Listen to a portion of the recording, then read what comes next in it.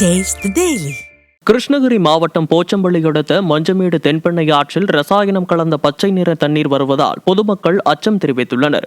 ஆற்றங்கரையோரம் உள்ள சிவன் கோவிலுக்கு வரும் பக்தர்கள் இந்த நீரில் நீராடும் போது உடலில் அரிப்பு ஏற்படுவதாகவும் கால்நடைகள் இந்த நீரை பருகுவதால் பாதிப்பு ஏற்படும் அபாயம் இருப்பதாகவும் பொதுமக்கள் வேதனை தெரிவிக்கின்றனர். மேலும் சுற்றுவட்டார பகுதி மக்களுக்கு இந்த நீர் குடிநீராக பயன்படுவதால் ஆற்றில் ரசாயனம் கலப்பதை தடுக்க விடியா ஸ்டாலின் அரசு நடவடிக்கை எடுக்க வேண்டும் என பொதுமக்கள் வலியுறுத்தியுள்ளனர்.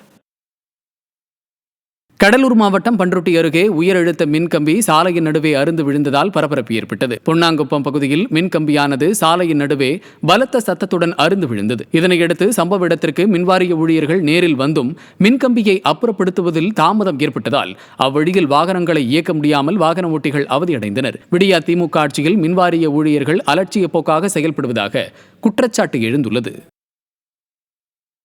காஞ்சிபுரம் மாவட்டம் குன்றத்தூர் அருகே மாற்றுத்திறனாளிகளுக்கு வழங்கப்பட்ட இலவச பட்டா மனைகளை மர்ம நபர்கள் ஆக்கிரமித்திருப்பதாக பாதிக்கப்பட்டவர்கள் தாசில்தார் அலுவலகத்தில் குடியேறும் போராட்டத்தில் ஈடுபட்டனர்.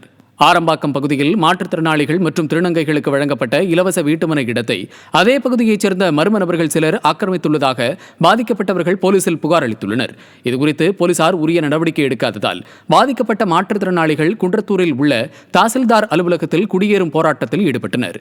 திறனற்ற திமுக ஆட்சியில் ஏவல்துறை கும்பகர்ண தூக்கத்தில் இருப்பதால் சமூக விரோதிகள் தொடர்ந்து மக்களுக்கு இடையூறு அளிப்பதாக மக்கள் குற்றம் சாட்டியுள்ளனர்.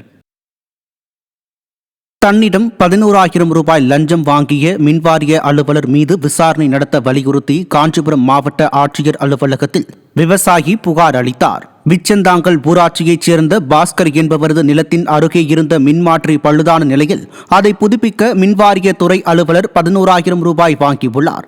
இந்நிலையில் பாதிக்கப்பட்ட விவசாயி இதுகுறித்து காஞ்சிபுரம் மாவட்ட ஆட்சியர் அலுவலக வளாகத்தில் நடைபெற்ற விவசாயிகள் குறைதீர் கூட்டத்தில் புகார் அளித்தார்.